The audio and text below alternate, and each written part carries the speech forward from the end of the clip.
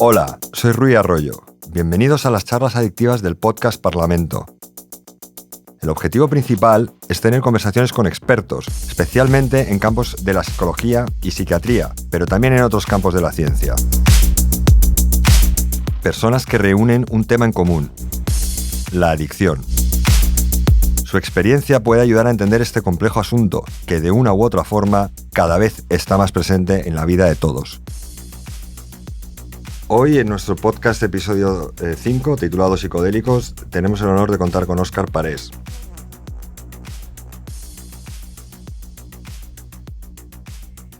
Filósofo, antropólogo, máster en drogodependencias, SUBDIR, Fundación ICERS, colaborador ASPCAT, director de la Clínica Sináptica en Barcelona, la primera clínica de Barcelona en tratamientos para depresión con ketamina, que luego entraremos con eso en detalle, colaborador de la Agencia de Salud Pública, proyecto RDR Cannabis, interventor social Episteme, que es sobre formación social en el ámbito de drogas, y 10 años publicando en la revista Cáñamo, miembro de la Unidad de Políticas de Drogas de la Universidad Autónoma de Barcelona y docente del máster en drogodependencias en la Universidad de Barcelona. ¿Qué tal, Óscar? Bien, muchas gracias por la invitación. Muchas gracias a ti por venir. Solemos empezar con tu definición de la adicción, que te viene a la mente si tienes que describirlo. Pues para mí la adicción es una palabra que tiene varios significados y hay algunos que me gustan más, otros menos. El que me gusta más o creo que es más explicativo, una adicción es un trastorno de la conducta donde la persona básicamente pues no puede tener un control o un equilibrio en relación a esta conducta, que puede ser sobre una sustancia, pero también puede ser en relación a una persona o en relación a una sensación o en relación a un lugar. Es decir, adicciones puede haberlas sin sustancia en el sentido de este trastorno de la conducta. Y la acepción que no me gusta de adicción es la que se han apropiado desde la biomedicina o la psiquiatría, que considera la adicción una enfermedad crónica del cerebro. Es un reduccionismo para mí, para apropiarse un poquito de todo un dominio médico, pero que está muy sesgado, que creo que no explica todas las casuísticas y que, como se está viendo, pues solo funciona para unas personas. No hay buenas respuestas desde la psiquiatría hacia la cuestión de la adicción a las drogas, solo sirven para unas personas.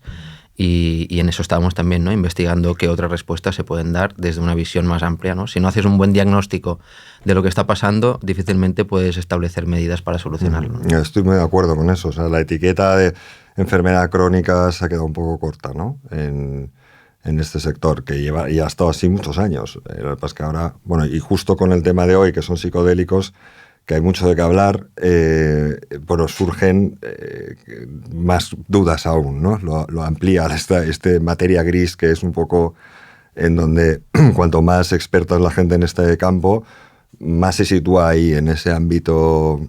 No todo vale, pero no vale todo lo que venía pasando de antes, ¿no? ¿Qué son los psicodélicos? Bueno, los psicodélicos es una forma de llamar a un grupo amplio de sustancias. Se pueden llamar de otras formas, como psiquedélicos, por ejemplo, que a mí me gusta más, aunque cuesta un poquito hacer el esfuerzo, solo cambia una letra, ¿no? Psicodélicos, psiquedélicos. Pero también se pueden llamar alucinógenos, también se les llama plantas maestras, onirogénicos, delirogénicos. A lo largo de la historia reciente han tenido diferentes nombres, entonces cada cual pues también se siente más a gusto con uno u otro. Hablaremos para mí de psicodélicos o de alucinógenos, quizás lo que más cómodo me siento. Uh-huh. Entonces, dentro de este grupo amplio de sustancias, que quizá hay centenares, habrá unas 15 o 20 que son más populares o más conocidas pues por su uso, por los vestigios de su uso o por su promesa de utilidad terapéutica en el futuro.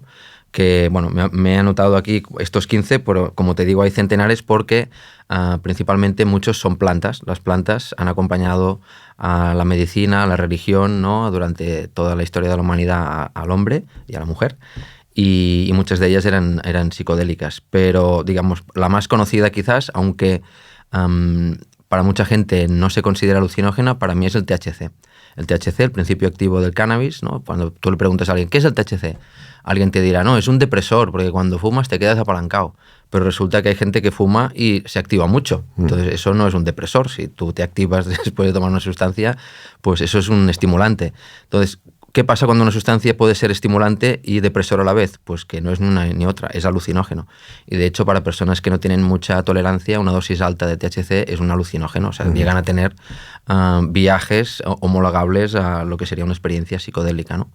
Pero bueno, más allá de que el THC tiene estas diferentes visiones, pues las más conocidas quizás son la MDMA y la MDA, aunque durante la MDMA, el éxtasis, durante mucho tiempo quizá también se situaba más dentro de los estimulantes, porque al estar prohibida, pues su uso en laboratorio eran las discotecas y ahí pues se trataba de aguantar muchas horas, de bailar, de hacer ejercicio, pero tenían esta capacidad también empatógena y entactógena, que son propias de los psicodélicos, y por alguna razón, pues ahora que están saliendo otra vez de la discoteca hacia el hospital, lo que se valora es no su efecto estimulante, sino su efecto psiquedélico, ¿no? Precisamente. Luego podemos hablar, si quieres, más a fondo.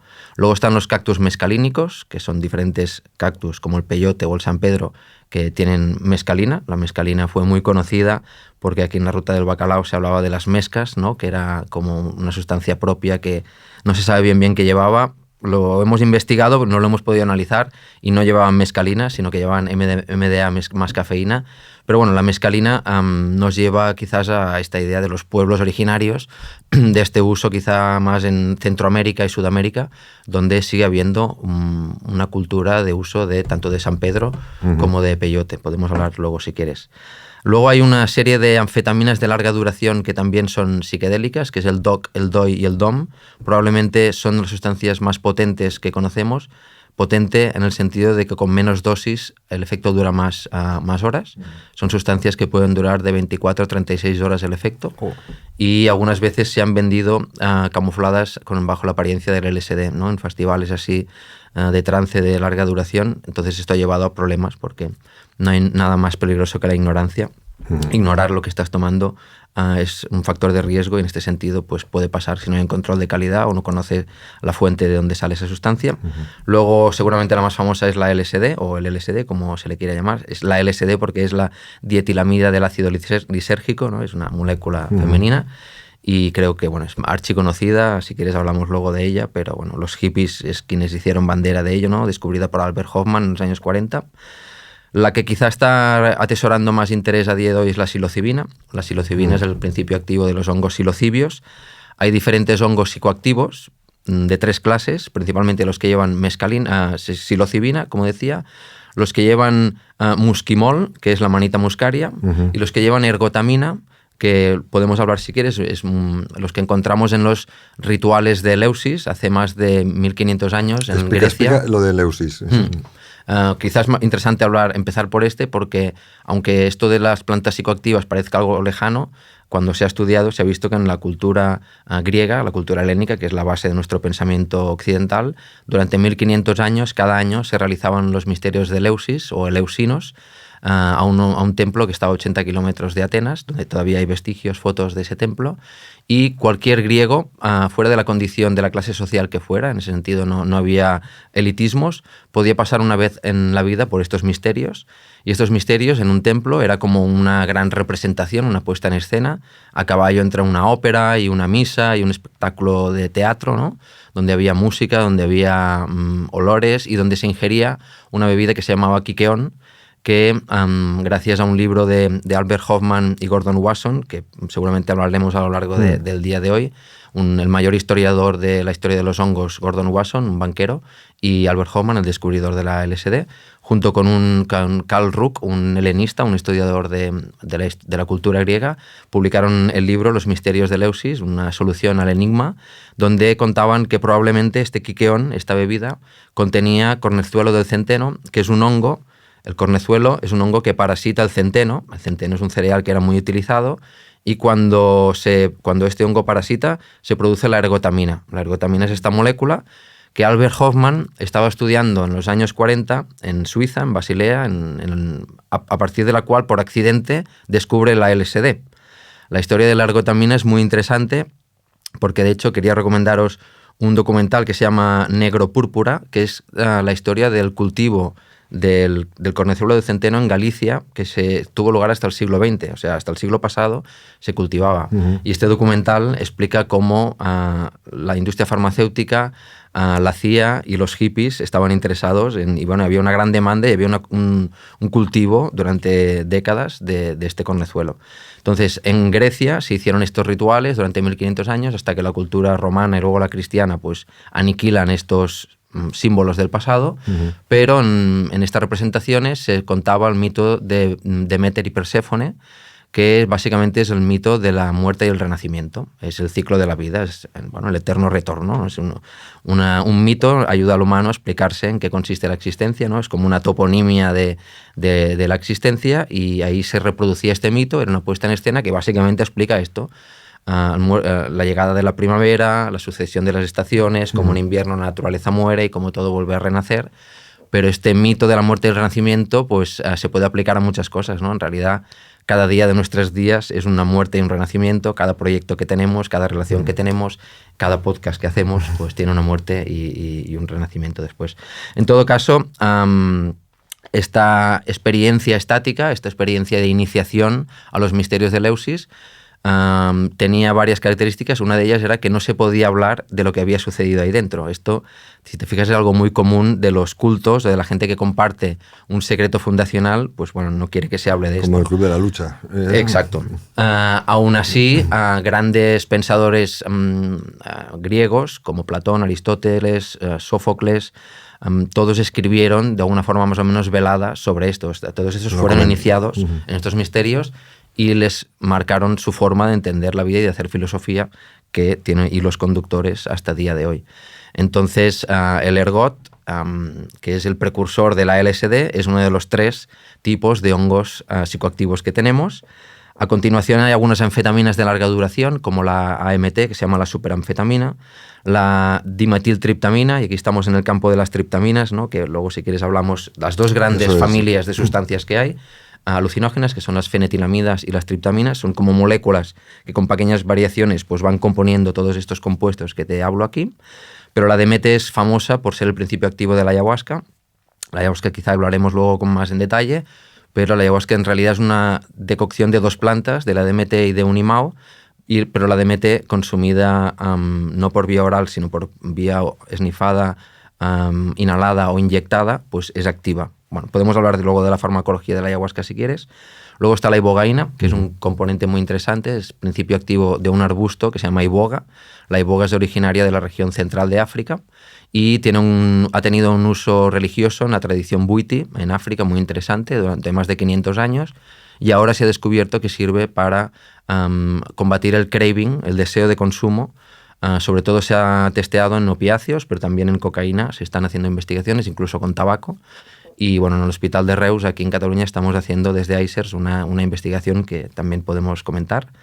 Luego, otro alucinógeno conocido es el dextrometorfano, que es un jarabe para la tos, que tiene un potencial de abuso también. Es conocido en la cultura drogológica, pero tiene a dosis altas, es un alucinógeno. La ketamina, de la que luego hablaremos, ¿no? Que empieza a haber clínicas por todo el mundo para el tratamiento de la depresión, pero también para otras acepciones. Pero bueno, la ketamina era conocida como el anestésico de caballos, ¿no? O sea, aquí estamos en esta transición desde el underground otra vez al ámbito médico, donde nunca deberían haber salido estas sustancias.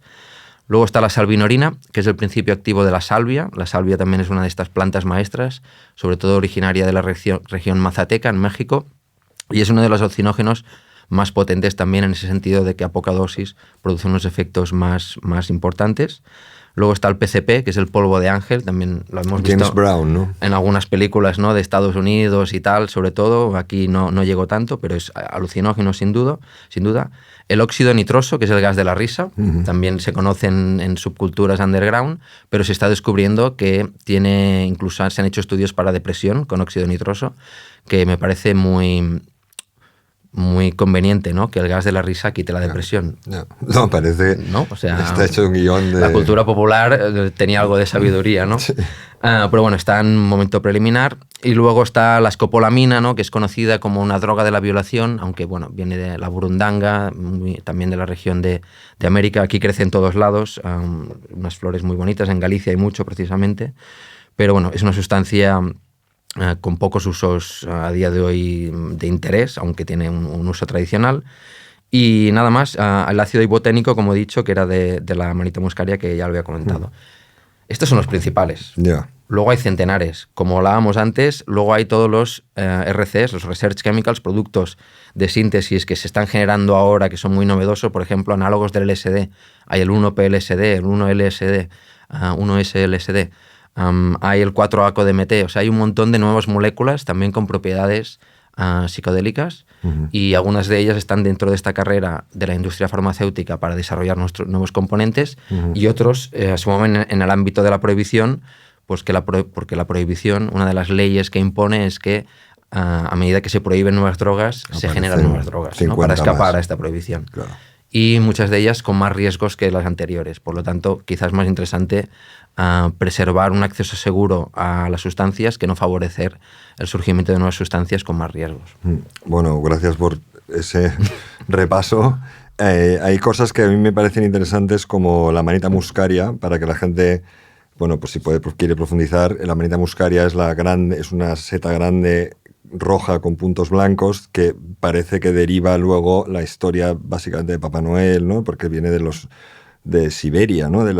Se lo comían los renos, alucinaban, y entonces la gente, los nómadas, que ahora mismo no me acuerdo cómo se llaman, los lapones. Lapones, eso es. Pues la consumían, creo que habiéndola orinado, bebían el orino, una cosa así, ¿no? Es una historia fascinante y no muy conocida, pero sí, hay como vasos conductores desde la cultura lapón con Santa Claus, porque ellos tenían como una divinidad, un santo, San Nicolás, que también era de hecho una seta antropomorfizada, ¿no? O sea, que era como un hombre hecho seta. Los gnomos que viven en las setas también tienen este punto, ¿no? Y de hecho, no es baladí, o no es porque sí, que dentro del imaginario de los niños haya quedado este vestigio de este uso mágico del pasado de la seta, porque es un elemento que encontramos a nivel cultural con otros hechos. O sea, cosas que habían tenido mucha significación en la cultura centenares o miles de años atrás, acaban siendo solo conservados pues, en el ámbito de la fantasía, de los niños, pero nos está hablando de cosas que son ancestrales o universales. Entonces, la Amanita muscaria, originaria de los chamanes de Siberia, pues hay unas historias muy interesantes. Como dices, pues vivían en condiciones extremas y se dieron cuenta que los renos comían estas amanitas muscarias, que es el hongo conocido de Navidades, que está en todos los sitios, ¿no? De los dibujos, y observaron que así es como el hombre descubre la mayoría de psicoactivos que se usan, observando cómo los animales se drogan. O sea, los animales se drogan antes que los seres humanos, y los humanos aprenden por mímesis. Entonces ellos observaron que los renos tomaban esto y que tenían comportamientos erráticos. Ellos imitaron, tal y como se ha hecho con tantas otras, como el café o con tantas otras sustancias que se ha hecho así, ¿no? Imitando al animal, o como la fruta fermentada, ¿no? Las primeras borracheras las tenían los animales. Pues ellos descubren estas propiedades psicoactivas, y a partir de este uso chamánico, religioso, mágico, ¿no? Que estaba encasillado, en ese momento no había medicina moderna, pero sí había usos chamánicos, descubren las propiedades psicoactivas de la manita. Se empiezan a generar estos mitos, y luego toda una jerarquía social que tenían ellos tenía que ver con quién se bebía el pipí más refinado, porque la Amanita muscaria tiene muchos metabolitos que cuando los tomas generan incomodidad en el cuerpo, diarrea, vómitos, malas sensaciones. Claro, no es un principio activo puro como cuando vas a la farmacia y te dan algo puro. O sea, es una cosa que lleva un montón de componentes. Entonces había indigestiones y malas sensaciones. Entonces descubrieron que si te bebías el pipí de alguien que había consumido esto, fuera un reno o una persona, se habían filtrado parte de estos metabolitos, y entonces había una mejor experiencia. De forma de que el que estaba más alto en la jerarquía social era el que se bebía el pipí más depurado de todos, y había todo un mercado y una liturgia sobre la bebida de los pipís. Bueno, esto es un poco anecdótico y así extremo, pero sí que es muy interesante ver cómo esa fórmula es quizá de lo más cercano que hay en Europa del uso de estas plantas, porque con la llegada de los romanos, el cristianismo y la Santa Inquisición, todas estas prácticas desaparecen de nuestro contexto, son arrasadas. Se les tilda como de magia negra. Sí, del demonio, hay el demonio detrás. Entonces la caza de brujas, todas estas formas de entender la medicina, la curación, que son disidentes de la cultura mayoritaria, pues son condenadas a la hoguera, Y por suerte, pues esto en el continente americano no pudieron acabar con todas estas... Bueno, así es un poco quien ha atesorado este conocimiento y por lo tanto también quien merece ser reconocido ahora que el hombre blanco está redescubriendo todo esto. No podemos dejar atrás que ellos fueron los que lo preservaron de nuestra aniquilación, ¿no? Y que probablemente podemos aprender mucho de cómo ellos lo han usado para no tener problemas a día de hoy, ¿no? Dices redescubriendo porque, claro, todo esto aparece en escena en los 50, puede ser, alrededor de los 50, en laboratorios americanos, ¿no? Empiezan a descubrir, hay una figura que es una chamana que se llama María Sabina. María Sabina, y ahí entra en contacto un americano, ¿no? Que no sé si ahora mismo me acuerdo el nombre, no sé si es Hefter. Gordon Wasson, no, es Gordon Wasson. El que has comentado antes, sí. Y bueno, parece que eso lo lleva a los laboratorios, ¿no? Se empieza a ver el potencial que tienen estas sustancias a nivel médico.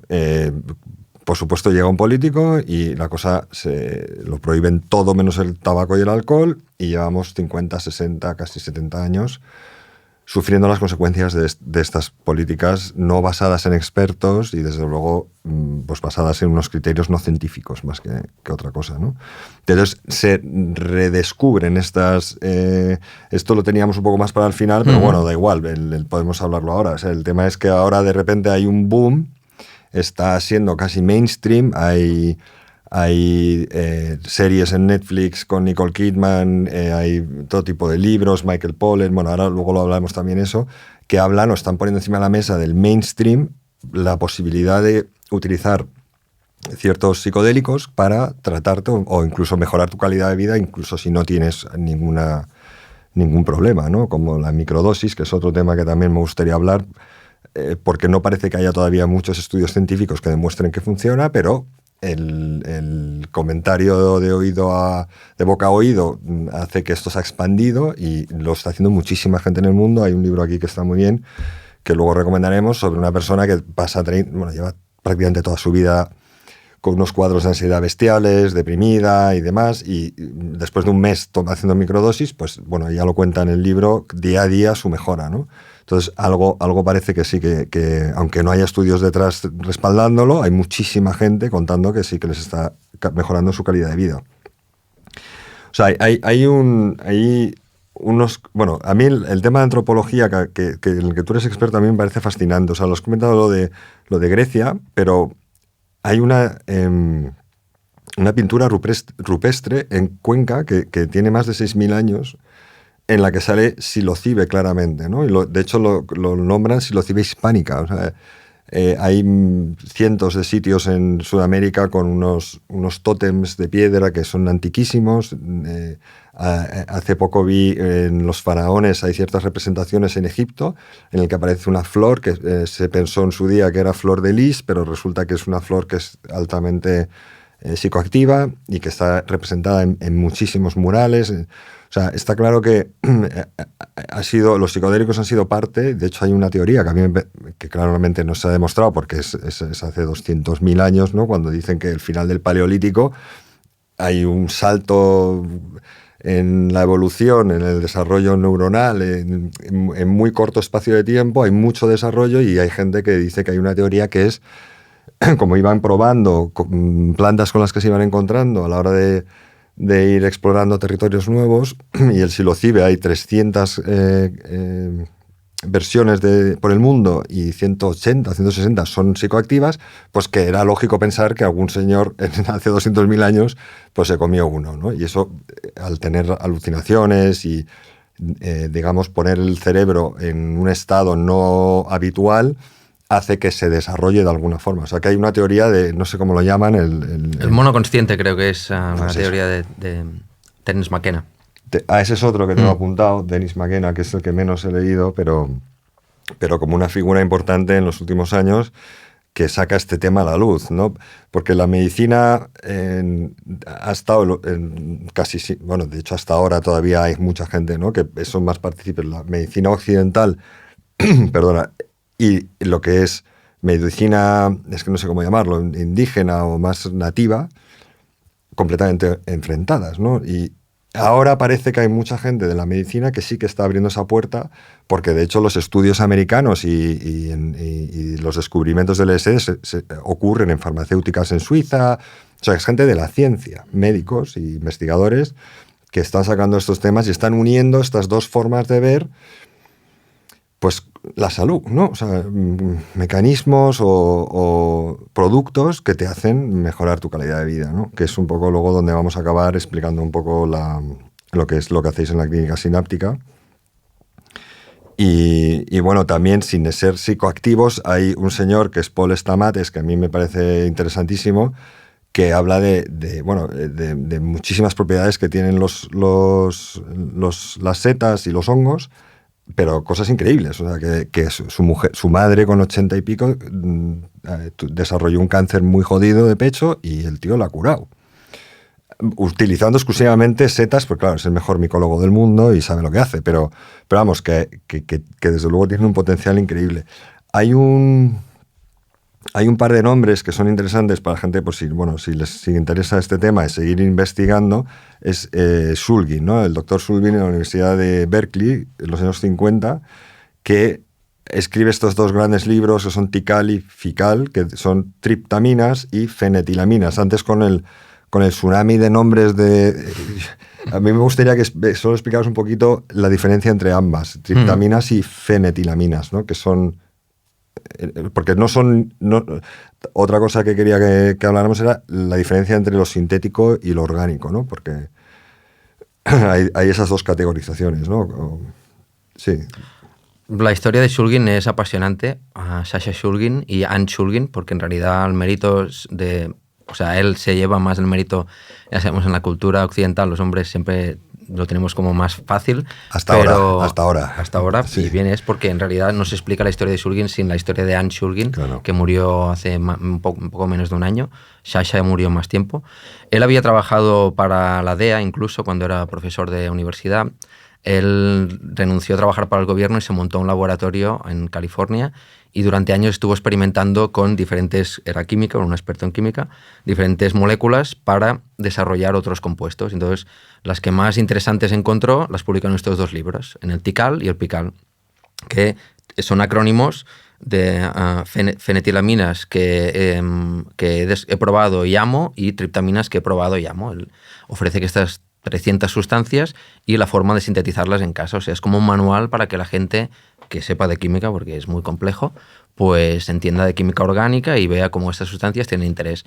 Todo esto él hacía bioensayos. Este tío era un psiconauta total. O sea, esto no era la ciencia mainstream, sino que es una persona, al igual que Hoffman también descubrió el LSD consigo mismo y por accidente, él lo hacía adrede y probaba centenares, si no miles de componentes y los que consideraba más interesantes, pues los publicó ahí. Él es conocido como el padrino del éxtasis, porque el éxtasis se inventa en los años 30 por Merck, pero queda olvidado totalmente. Y en los años 70, antes de que se prohíba, él lo empieza a redescubrir, lo distribuyen en círculos de psicoterapeutas en Estados Unidos y de ahí salta a la cultura de baile.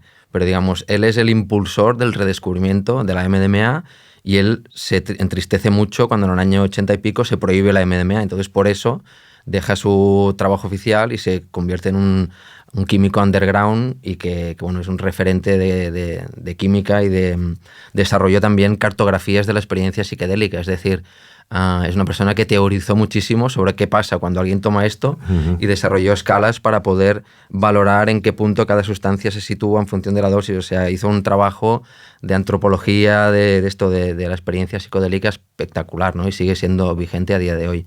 Entonces Shulgin escribe estos libros y estos libros pues dan pie a toda esta subcultura psicodélica y seguramente sin eso no estaríamos donde estamos con el interés y la experiencia, porque claro, esto parece que sea nuevo, pero es lo que decíamos antes. Es la tercera oleada de los psicodélicos, ¿no? Durante miles de años en todas las culturas del mundo se utiliza, llega el cristianismo y en nuestra cultura desaparece. En los años 50 se descubre el LSD, Gordon Wasson con María Sabina en México descubren las setas. Hay un boom durante 20 años. De hecho, se hicieron más de 1000 investigaciones, sobre todo en Estados Unidos, pero también en Europa. Incluso también aquí en Barcelona había investigación con psicodélicos. ¿Investigaciones te refieres a estudios de laboratorio? Sí, estudios con pacientes para depresión, claro. Para temas de salud mental principalmente. Muchísima investigación. O sea, toda la base de lo que se está haciendo hoy está escrita en los años 50 y 60. Llega la guerra contra las drogas, se prohíbe todo esto, y entonces en los años 90, en realidad, el libro de Michael Pollan, que veo que lo tienes por ahí, que es este documental de Netflix, How to Change Your Mind, yo quiero reivindicar que los americanos no se lleven siempre el protagonismo, y ese documental y estos libros y la cultura va como va y se lo van a llevar, pero aquí en España ya en los años 90 había investigación con psicodélicos y con drogas de alto nivel, mucho mejor que en Estados Unidos porque había más restricción en investigación en ese momento en Estados Unidos. Se ha ido abriendo y en la década de los 2000 se abre y se hace exponencial ahí, pero aquí, en el Hospital de Sant Pau, cerca de donde estamos, en el Hospital del Mar, había muchos investigadores, Jordi Riba, Magí Ferrer, Rafael de la Torre, Jordi Camí, José Carlos Bouso, que es el director médico científico de ICERS, acaba de salir en El Confidencial una entrevista donde dice: entrevistamos al científico al que en España se le prohibió investigar con MDMA hace 20 años. O sea, todo este estudio que están haciendo ahora, que Michael Pollan cuenta del estrés postraumático, que se hace con veteranos de guerra ahí, ¿no? Él, en el año 2002, lo hizo en Madrid con mujeres que habían sufrido violación. Entonces, su investigación, cuando estaba ocurriendo, salió en la portada del País y del Mundo, y políticamente, desde el gobierno de Aznar, se le cerró el grifo y se acabó. Bueno, ahora, 20 años más tarde, los americanos se van a colgar la medalla. Y ellos van a ser los que descubran y tal, pero resulta que hace 20 años aquí se paró lo que ahora parece que sea la monda lironda, ¿no? En todo caso, simplemente reivindicar esto, que la tercera ola esta que los americanos y los anglosajones se van a colgar, en Europa, en España, sobre todo en Suiza también, pero en Alemania, en diferentes sitios, ya había grupos que mantuvieron esta llama un poco activa, ¿no? Eso no sé a qué pregunta venía, me habías preguntado por...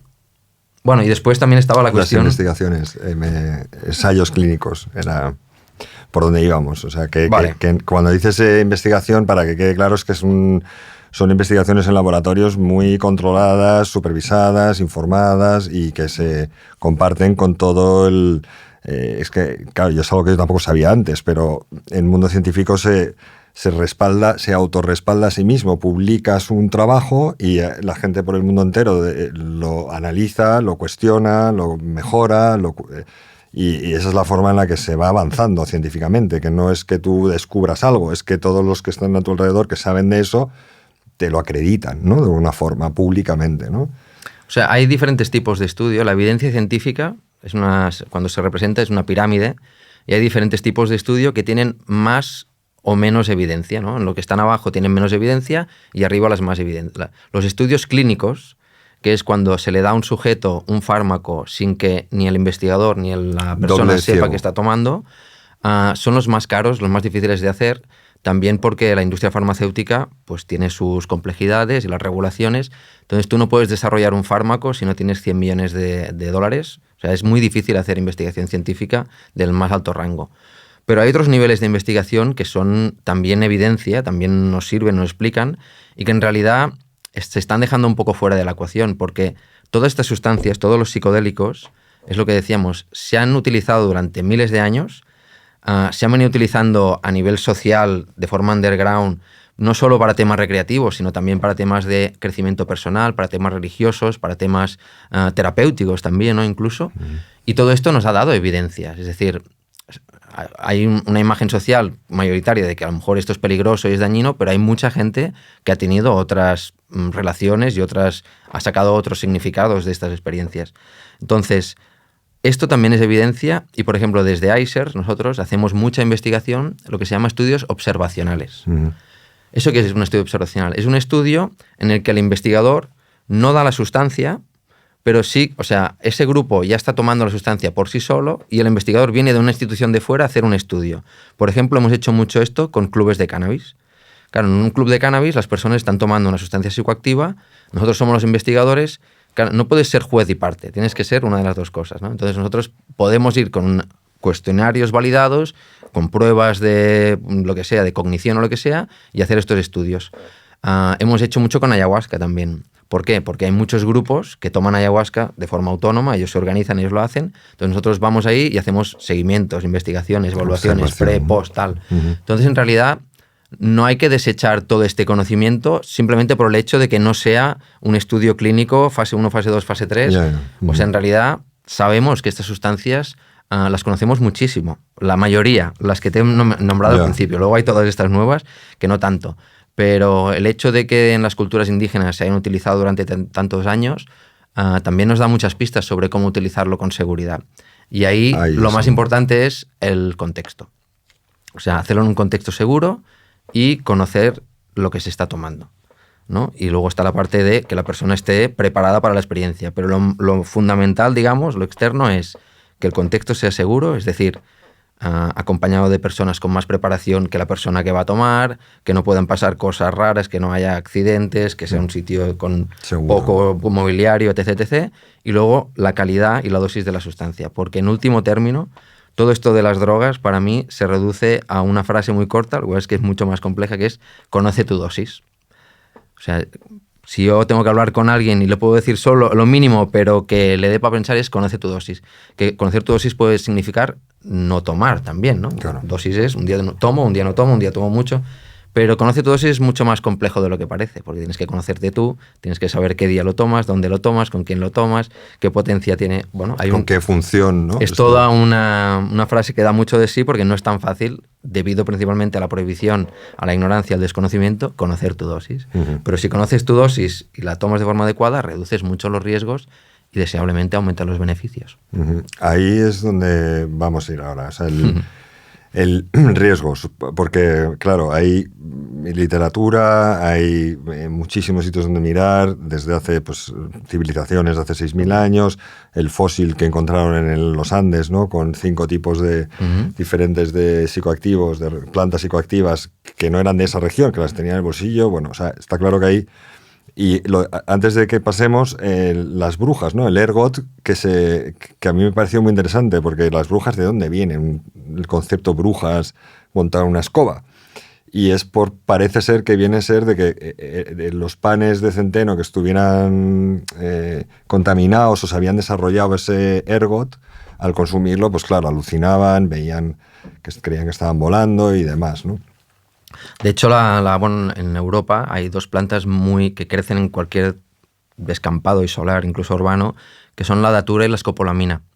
Y estas eran las propias, y también la mandrágora, las propias de nuestra cultura, digamos, lo que la Inquisición no se cargó, y las madzinas, ¿no? Los químicos propios de las brujas, y son sustancias con muchos riesgos. O sea, incluso ha habido noticia algún año de que alguien moría en una rave por haber tomado escopolamina, por haber preparado algo así, porque paralizan tu tracto para tragar, entonces la persona puede llegar a deshidratarse, sobre todo si lo toma en un sitio donde hace mucho sol. O sea, son sustancias sumamente arriesgadas, pero con una tradición de uso en Europa importante, la datura y el estramonio, ¿no? Pero claro, si tú o hasta ahora se ha ido conociendo la dosis en ensayo y error, habrá más de uno que se haya quedado por el camino. La mayoría de gente que lo prueba tiene accidentes, claro, porque es súper difícil. O sea, es desaconsejable totalmente tomar estas plantas por sus riesgos. Hay muchas más seguras.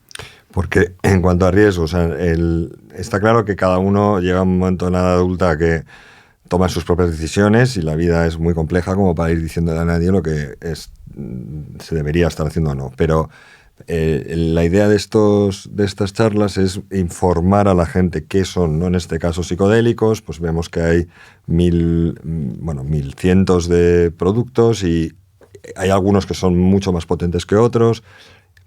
¿Qué riesgos iniciales dirías tú que tiene consumir psicodélicos? Bueno, es difícil, ya hemos visto la variedad de psicodélicos que hay, entonces es difícil resumirlo. O sea, para ser exactos deberíamos hablar de cada uno, porque los riesgos del cannabis y la MDMA y tal, pues son muy diferentes, perdón. Pero bueno, habría el famoso riesgo del mal viaje, digamos, es lo más conocido, porque los psicodélicos tienen una característica interesante y a la vez arriesgada o peligrosa, que es que disuelven los límites de la personalidad de la persona, es decir, se pierde el control de lo que uno habitualmente concibe como qué es o deja de ser la realidad, y esto puede ser altamente angustioso para ciertas personas, sobre todo si lo hacen en un sitio no preparado, sobre todo si no están rodeados de personas que puedan ayudarle a llevar ese mal paso. Entonces el mal viaje es como la pérdida de control durante un viaje en el que la persona habitualmente piensa o que se va a morir, o que se va a quedar siempre así, o que sí, que esto es el final, digamos. O sea, entra en un estado de pánico que incluso puede somatizar y pensar que tiene un ataque al corazón, o que tiene un ataque de paranoia y que alguien le persigue, que viene la policía. Bueno, esto es cuando se vuelve, por eso se llama mal viaje, porque de repente a la persona entra como en una casuística de pánico que puede acabar mal, pero más que nada porque él no esté en un contexto seguro. Porque en realidad la mayor parte de veces a la que baja el efecto farmacológico de la sustancia, lo que pasa es que como algunas son muy largas, puede ser muy angustioso, ¿no? Un LSD puede llegar a ser 8 o 10, 12 horas, ¿no? Entonces, el subriesgo de un mal viaje o un mal viaje que no esté acompañado por personas que sepan acompañarlo es que haya un brote psicótico. Y que un brote psicótico no es algo especialmente... O sea, está muy estigmatizado, pero en realidad no es algo que vaya a marcar la vida de la persona. O sea, un brote psicótico puede pasar no solo por consumir drogas, puede pasar pues porque te deja la pareja, porque tienes una crisis financiera. O sea, cuando alguien mentalmente pierde los pies en el suelo, puede tener un brote psicótico. No tiene por qué ser drogas, pero está muy asociado a drogas. Entonces ese brote psicótico puede durar más o menos horas, y también, si no está bien acompañada, la persona se puede hacer daño. También hay fármacos para cortar los brotes psicóticos.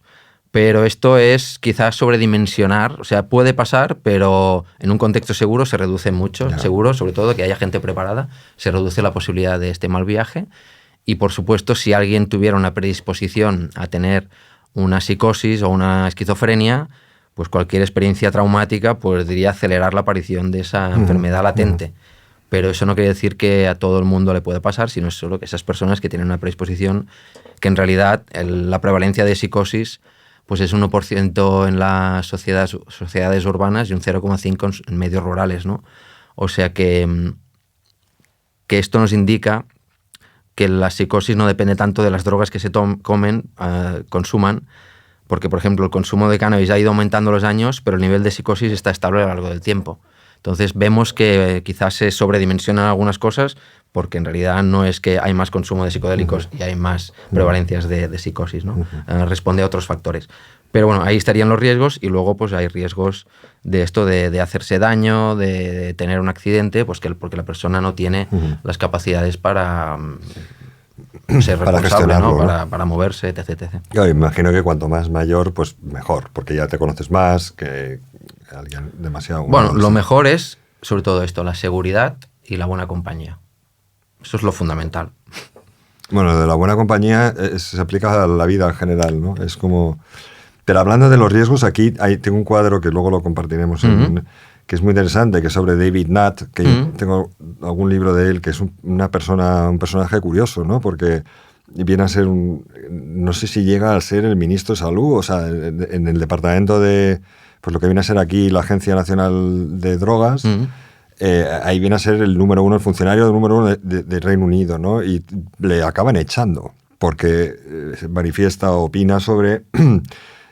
bueno, pues muchísimas políticas que él cree que no son las adecuadas en cuanto al consumo y demás. Y hay un estudio que estaba en uno de sus libros en el que salen 15, 20 sustancias, y por supuesto la más en cuanto al daño personal y a otros. Y el alcohol pues es la que se sale del gráfico, y tanto para el daño personal como para el de otras personas pues está rondando el 80, ¿no? Cuando las últimas 4 o 5 son todas psicoactivas, ¿no? O sea, psicodélicos, correcto. Sí. O sea, setas, buprenorfina, LSD, éxtasis, prácticamente no existe el daño a otros, por ejemplo, ¿no? Que es curioso. Claro, eso tiene que ver sobre todo con temas de violencia, con temas de accidentes de tráfico, ¿no? Cuando uno lo toma, riesgos hacia uno mismo, y la otra parte de la gráfica es riesgos hacia otros, porque tiene este componente. David Nutt es uno de los científicos vivos más interesantes de Reino Unido. Él era asesor dentro de un comité de científicos que asesoraba al gobierno en materia de políticas de drogas, y no fue una opinión, él publicó un estudio donde demostraba que ir a caballo era más peligroso que tomar éxtasis, o comer cacahuetes era más peligroso que tomar éxtasis, ¿no? Bueno, miró los datos y vio eso. Claro, el escándalo que se montó en Reino Unido, que les encantan los caballos y tal, que les dijeran que eso era más arriesgado que tomar éxtasis, comportó la destitución fulgurante de David Nutt. Entonces él se tomó todavía más en serio su compromiso con resignificar todo este mundo de las drogas y de los psicodélicos. Entonces él es un poco la mente pensante del Imperial College, que es la institución en Reino Unido que ha promovido más el estudio con psilocibina. De hecho, en Netflix hay otro documental que se llama Magic Medicine, donde sale Mark Ashala, que luego hablaré de él, los estudios de psilocibina que hacen ahí en el Imperial College, diseñados por David Nutt. También el trabajo con la Beckley Foundation, que es una de las instituciones más potentes en este ámbito. Y este estudio es muy potente, es de 2010, donde compara las 20 drogas más consumidas y los riesgos hacia uno y hacia otros, y en efecto se ve que los psicodélicos son los que menos riesgos presentan de forma objetiva. Pero es lo que decimos, estos riesgos aumentan. O sea, mirar solo las sustancias en sí es ser muy reduccionista, ¿no? Hay que mirar la tríada de sustancia, contexto y sujeto para reducir estos riesgos e incrementar los beneficios. No, es que en el libro que yo me leí de él era impresionante que es un científico innato. O sea, desde que es muy niño ya está completamente obsesionado con la biología y con la ciencia y bueno, acaba teniendo un puestazo en el gobierno, ¿no? Y ahora pasamos al otro lado, los beneficios, ¿no? Que es un poco más interesante casi, ¿no? O sea, ¿qué beneficios pueden aportar? O sea, que entiendo que habrá, dependiendo de cada sustancia, algunas características específicas, pero en general los más importantes, ¿qué dirías tú? ¿Cuáles son los beneficios de los psicodélicos?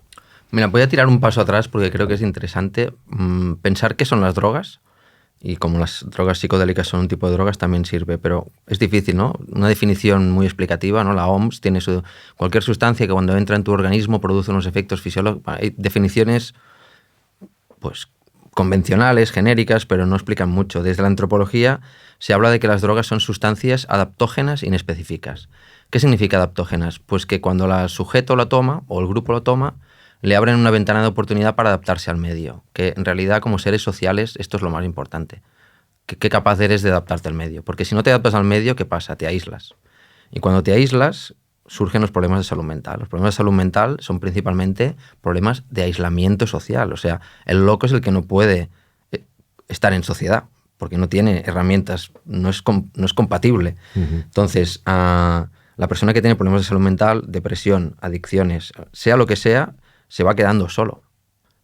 Y ahí se redoblan los problemas. Y cuanto más solo está, más difícil le resulta salir de ahí. Entonces, todas las drogas, por eso mucha gente que está buscando respuestas en su vida utiliza drogas, porque son una ventana de oportunidad para adaptarte al medio. Lo que pasa es que he dicho que son inespecíficas. Sustancias adaptógenas inespecíficas. ¿Qué quiere decir? Que tomarla no significa que te vayas a integrar más siempre. Puedes también integrarte mal, peor. Es inespecífico porque esa potencialidad de adaptarse puede salir bien o mal. Y mucha gente le sale mal. Pero a la mayoría le sale bien, porque el hecho de la adicción a las drogas no es la norma, es la excepción. O sea, cuando vemos las estadísticas, vemos que un 80% de las personas que toman drogas no tienen consumos problemáticos, ¿no? Pero es que esta regla del 80-20 se puede aplicar a la mayoría de productos de consumo, o sea, es decir, al tabaco, al alcohol, pero también al sexo, también a las máquinas recreativas. Es decir, en general, la gente sabe relacionarse con las cosas y siempre hay una pequeña porción de la gente pues, que tiene problemas y que después pues, lo soluciona y se vuelve a reintegrar, ¿no?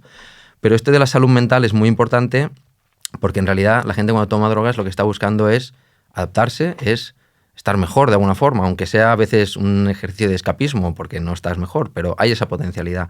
Entonces los psiquedélicos, para mí, dentro de todo el mundo de las drogas, son los que más claramente permiten esta potencialidad de adaptarte al medio por todo este efecto psicológico que tienen de sacar a la persona del sitio donde está y donde a veces no se quiere mover, ¿no? Porque es lo que digo, el aislamiento... O no puede moverse. O no puede, pero a veces, bueno, eso es una buena reflexión. Si no quiere o no puede, o no es el momento adecuado. Pero los psicodélicos, usados en buen contexto, con buena compañía, conociendo la dosis, tienen esta posibilidad de personas que están muy aisladas, volverlas a integrar a la sociedad.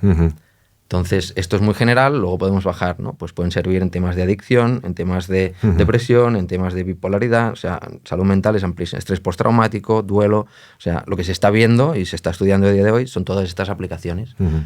Pero también personas que no tienen estos diagnósticos se pueden beneficiar, porque no hace falta tener un diagnóstico de estrés postraumático para curar una memoria que te está haciendo daño. Todos arrastramos nuestros traumas, todos tenemos nuestras dificultades, entonces no solo para temas de salud mental, sino también para temas de bienestar, ¿no? En contextos quizá no tan medicalizados. Casi prevenir, ¿no? Sí, exacto. O sea, esto te puede ayudar y probablemente esa era la intención de los mitos de Eleusis y de todas estas rituales que vemos a lo largo de la humanidad, que era fomentar la cohesión de grupo. Porque si tú fomentas la cohesión de grupo, reduces la posibilidad del aislamiento. Entonces, los chamanes lo que hacían era rituales para el grupo.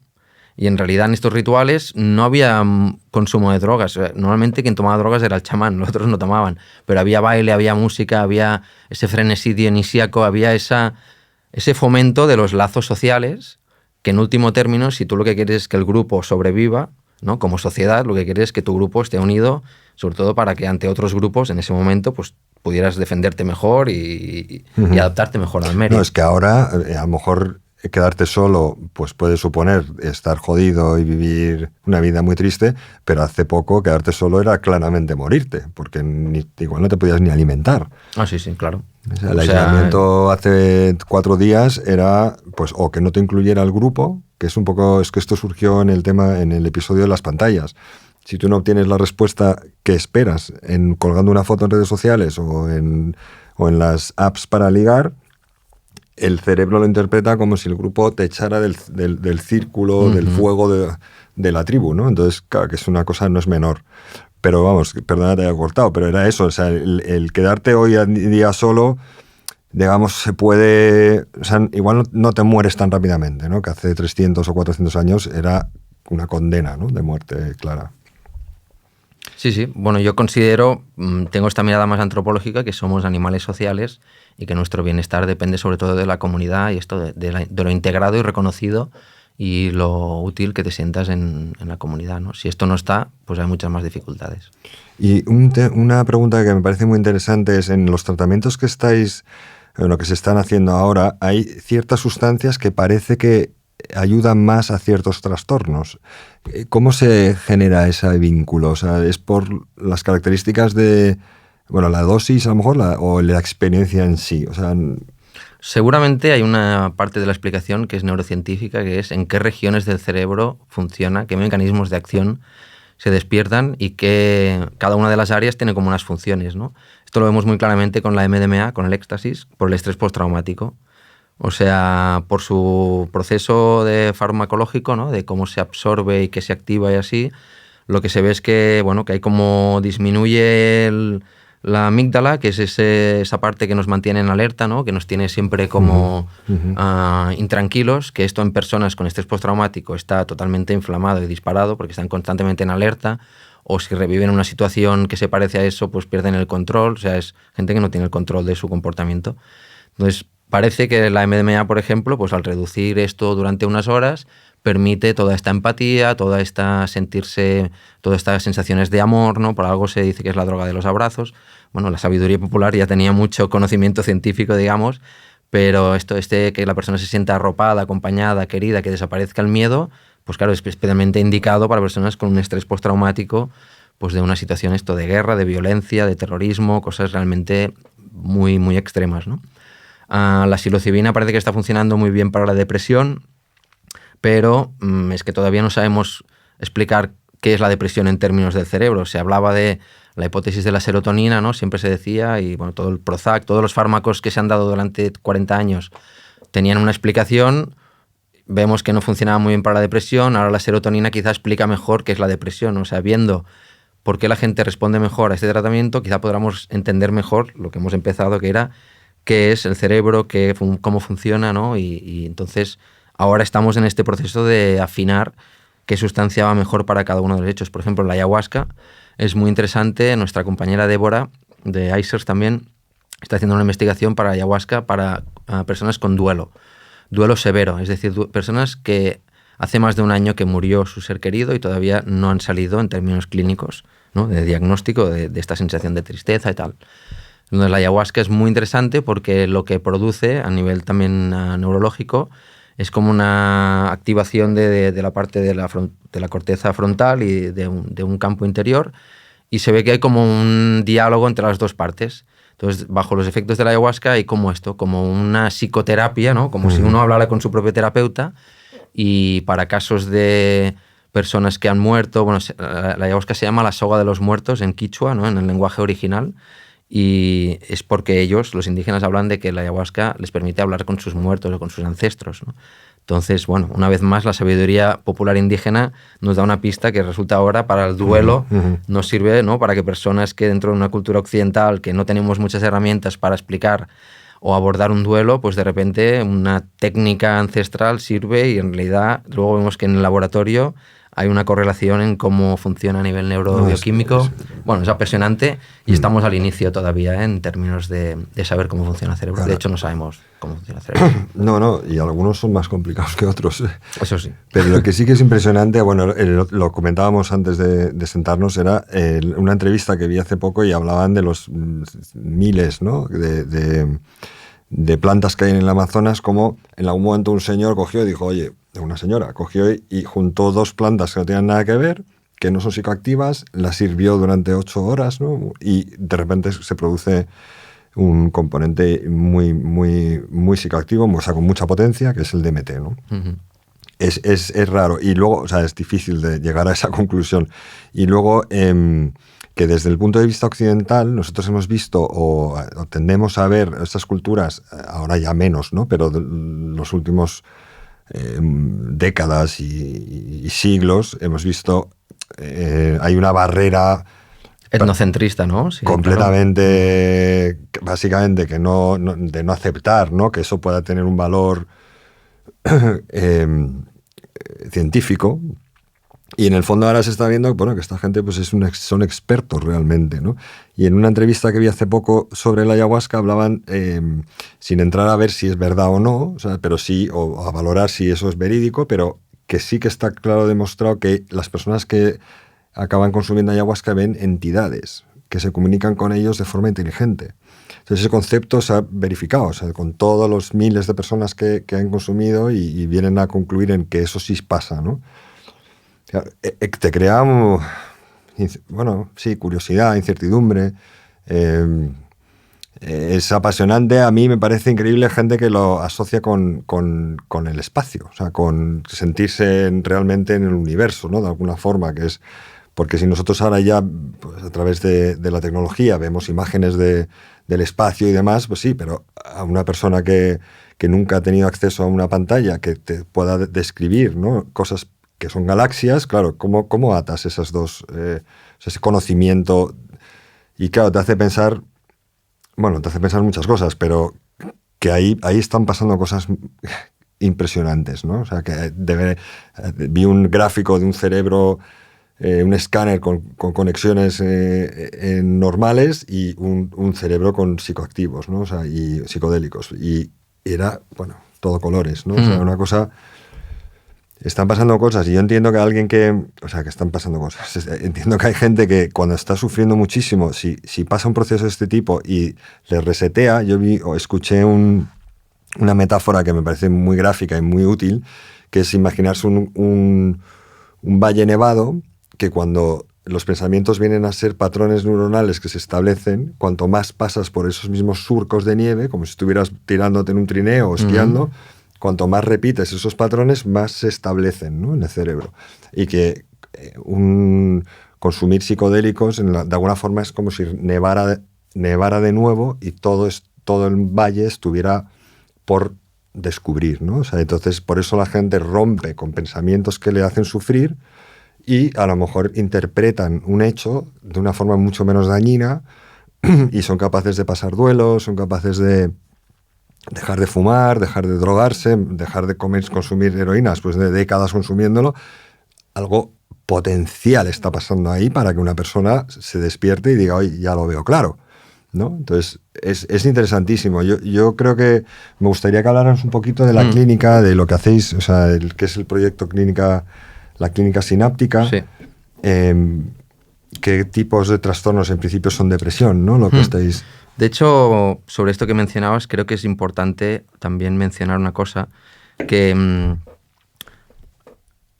pecar de reduccionismo otra vez sería reproducir un error, y no hay que confiar en los psicodélicos, porque los psicodélicos por sí solos, su margen de mejora es muy limitado. Lo que es efectivo es la psicoterapia asistida con psicodélicos. Entonces esto ya es como abrir un poco el marco y ver que no depende de... O sea, durante la biomedicina le gusta mucho pensar que con una pastillita se cura un problema. Y ese ha sido el abordaje y la carrera de la industria farmacéutica. Y además, ellos les interesa vender cuantas más pastillitas mejor, no una pastillita que se tome una o dos veces. Sí, claro. Cuanto más y más tiempo. Entonces, la verdad incómoda para la industria farmacéutica es que con pastillitas no se van a curar problemas complejos, sobre todo que tienen un componente comunitario y social. Es lo que te decía, la salud mental no va de un cerebro enfermo. Va de un conjunto de relaciones, de un sistema, va de un desequilibrio de muchas partes que están constantemente interrelacionadas. O sea, las cosas son dinámicas permanentemente, están en cambio. Entonces, los psicodélicos serán efectivos si lo utilizan terapeutas que saben utilizar eso, que han pasado por ahí, que han ido más lejos que incluso los propios sujetos que van a tomar eso. Y esto en los hospitales es una barrera porque hay muchos médicos que siguen teniendo prejuicios, es que ellos no tomarían esto nunca antes. Entonces, eso ya en términos de qué hacen los indígenas ya chirría un montón. O sea, no hay que reproducir la fantasía esta de que el médico con la bata te verá 5 minutos, te dará un psicodélico y te vas a curar. Bueno, eso fallará, eso está obsoleto. Por lo del setting que comentabas, el entorno y la puesta en escena. Pero que el psicodélico es solo un catalizador del cambio. O sea, los cambios más importantes no van a pasar durante el efecto del psicodélico, van a pasar entre una toma de un psicodélico y la otra. Es decir, si te has tomado en serio todo lo que te ha ocurrido durante esa experiencia y has hecho cambios a partir de eso. Porque si solo vas ahí y son un poco de fuegos artificiales y mantras y telepatía y no sé qué, eso es en la superficie, está muy guay, pero incluso eso puede acabar reinflando el ego de la persona, porque se va a creer que él ahora puede ser chamán y que él puede sanar a los otros. Esto lo vemos muchísimo. O sea, uno de los riesgos de los psicodélicos es endiosar a la gente. Entonces, hay todavía muchas barreras para que esto funcione y tenga éxito. Probablemente en los hospitales no tendrá éxito. Eso se tiene que tomar en otros contextos, quizá más cerca de la naturaleza, no en un sitio con gente blanca y sirenas entrando. O sea, tienen una fenomenología, la experiencia en sí es difícilmente encajable. Sobre todo la LSD, que dura 8 horas, pues ya me dirás quién va a estar 8 horas en un box, en un hospital. No tiene ningún sentido, no funcionaría. Entonces, hay un desarrollo farmacéutico de psicodélicos que tiene sus virtudes y limitaciones, como vemos, y ahí hay la pasta, ahí hay unas inversiones increíbles, hay empresas en bolsa, Compass, Atai, ¿no? O sea, Atai es una pasada, pero todavía hay que formar a las personas que van a dar esto adecuadamente y encontrar los contextos adecuados. Entonces, en Clínica Sináptica, me gusta mucho que me hagas esta pregunta, somos los primeros en Barcelona en tratar de hacer esto a nuestra manera, porque pues no hay muchos referentes. Hay referentes en Estados Unidos y Canadá, donde hay unas 400 clínicas así, pero prácticamente en Europa somos unos 10 a día de hoy. Pues hay en Madrid, en Mallorca y en Cataluña. Esto es lo único que hay en España. Luego hay en Suiza, hay en Inglaterra, hay en Ámsterdam y hay en Berlín, hay en Malta y creo que no hay mucho más. O sea, no llegamos ni a 10. Entonces, lo que sea o deje de ser la terapia psicodélica está por escribir. De hecho, me permito recomendar ahora el libro de Marc Echala, que también es de ICERS, que se llama Integración Psicodélica. Así, Marc Echala, Integración Psicodélica, que habla precisamente de todo estos deberes que tenemos para hacer que esto tenga éxito, porque si no se puede ir al garete, otra vez. O sea, puede ser simplemente un tema de bolsa que sube y baja, como está pasando un poco con el cannabis en Canadá, ¿no? Que vemos que cuando son hombres blancos con traje los que entran a hacer los planes de negocio y tal, luego esto no encaja con la realidad, sobre todo porque esa realidad no es nueva. O sea, no son ellos creando un mercado. Ya hay un mercado existente, ¿no? Ya hay un mercado de marihuana que funciona súper eficientemente, que quien quiere marihuana la consigue. Ya hay un mercado de psicodélicos y más o menos, o sea, bueno, ahí hay muchos retos y muchos sesgos por tomarse en cuenta. Pero en Clínica Sináptica llevamos un año ya tratando pacientes con depresión resistente. La etiqueta de depresión resistente también es muy amplia y muy heterogénea. Nos llega gente con muchas casuísticas. Una depresión puede estar motivada por un hecho traumático, por una separación, o gente que pues cree que es endógena y que viene de familia y que es un tema genético. O sea, es... Una crisis de la mitad de la vida, ¿no? Exacto. Entonces es difícil reducir a depresión mayor a un tipo de paciente, es muy variado. Pero estos pacientes hacen un seguido de ciclos de terapia asistida con ketamina. Normalmente son 8 sesiones a lo largo de 4 o 5 semanas. Es un tratamiento bastante intensivo donde reciben la ketamina y reciben psicoterapia. Psicoterapia en el sentido de el título de Mark del libro de integración psicodélica. Es decir, lo importante no es tanto la psicodelia, sino cómo integras esto en tu vida. La experiencia en el día a día luego. Exacto. O sea, esto es en realidad un proceso psicoterapéutico y en realidad la ketamina es solo un catalizador del proceso. Pero en realidad es como ir a un psicólogo o a un psiquiatra a hacer terapia. Lo que pasa es que tenemos un fármaco muy innovador que a muchos pacientes que han fracasado, que no les funcionan los fármacos habituales para la depresión, les está haciendo efectos, sobre todo de entrada, desde el primer día la ketamina hace efectos. Los fármacos que hay para la depresión tienes que esperar semanas para saber si está pasando algo. Tiene efectos secundarios. Tiene efectos secundarios muy bestias, ¿no? Para la libido, para el cuerpo, para la alimentación, o sea, afecta a muchos niveles. Entonces, bueno, esto es una innovación farmacológica, pero que hay que situarla en el campo psicoterapéutico y de la cual estamos todavía aprendiendo a identificar pues, a qué caso, a qué paciente le puede ir mejor más una dosis, un tipo de acompañamiento, si los roles terapéuticos también no es lo mismo. Bueno, el vínculo terapéutico es fundamental, ¿no? Claro. Pues que tenga, a veces hay temas de género, o sea, hay un montón de cosas que hay que afinar, pero son propias de un proceso psicoterapéutico y en ese sentido la ketamina es lo de menos, no es lo de menos, porque es la primera clínica de ketamina de Barcelona, pero cuando hablamos con los pacientes les tratamos de bajar la expectativa de que esto será tomarte un fármaco y curarte. Porque esto funcionará unos días, pero acabarás en el mismo sitio si no has hecho la psicoterapia. Suena demasiado, demasiado bueno, ¿no? O sea, algo que te tomes algo y mágicamente desaparezca tu problema, pues es un poco de película. Pero es como la biomedicina nos ha educado, ¿no? De aplacar los síntomas, pasar un día más, pero ir al fondo del malestar es lo que nuestra cultura todavía no tiene muy bien solucionado en términos de medicina más mainstream, ¿no? O sea, o la seguridad social no puede pagar psicólogos a toda la gente que padece malestares. Entonces, por eso todo el mundo tiene unas prácticas de autoatención y en estas prácticas puede haber el consumo de sustancias, ¿no? Bueno, suele ser así, o sea, la gente se automedica. La automedicación, sí. Y para la gente que no, o sea, que se encuentre un poco mal y que esto lo empiece a valorar como una opción porque ha probado otros tratamientos que no le funcionan, en detalle un poco cómo sería. O sea, tienes una sesión con un psiquiatra, un par de horas que entras en detalles, cómo eres, pues un poco un análisis previo. Es siempre así, correcto. Una entrevista clínica inicial de 1 hora y media o así, para hablar bien del caso, de los objetivos, del historial, medicaciones. Por suerte la ketamina es una sustancia muy segura, entonces habitualmente no hay que retirar otras medicaciones, aunque el objetivo del tratamiento es retirar otras medicaciones, claro, ¿no? Para que no hagan falta. Pero bueno, en términos de seguridad son compatibles y en esto se fijan los objetivos del proceso y se empieza este ciclo de 2 sesiones por semana. Las sesiones duran entre 2 y 3 horas. La primera hora la persona está bajo los efectos de la ketamina, cómodamente en una butaca, con unos auriculares, escuchando música, con un antifaz para favorecer. Siempre tiene un psicólogo a su lado, o psicóloga. O sea, aunque esta primera parte es más hacia adentro, puede en cualquier momento charlar o comentar lo que sea, o pedir agua o lo que sea. Y el efecto de la ketamina realmente es interesante en el sentido de que dura muy poco rato. Entonces, la mayoría de psicodélicos que hemos hablado duran muchas horas y la ketamina a los 45 minutos 60, el efecto más intenso ha desaparecido prácticamente. Entonces, la siguiente hora o hora y cuarto, hora y media, se hace una integración de esta experiencia. Bueno, ¿qué ha pasado? ¿Por dónde has ido?